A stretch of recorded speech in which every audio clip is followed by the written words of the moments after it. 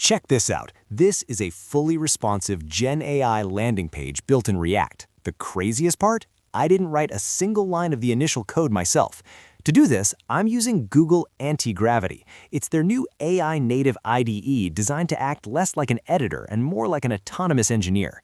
Once installed, I'm just opening a fresh, empty project folder. No boilerplate, no Create React App setup. We are starting from absolute zero.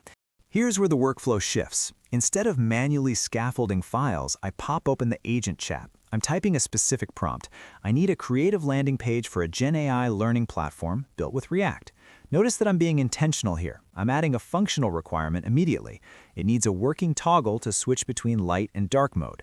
By defining the tech stack, React, and the feature set, dark mode, in the same prompt, I'm forcing the model to plan the state management logic before it even starts writing the CSS. Being specific up front is the cheat code. Now watch the agent work. It's not just generating text, it's actually creating the file structure.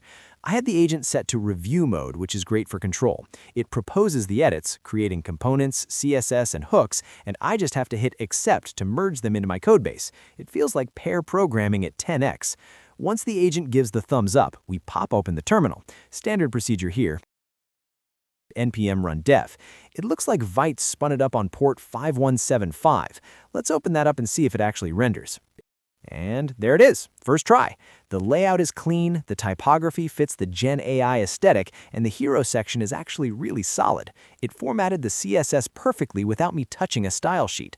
But does the logic work? Let's test the requirement we gave it.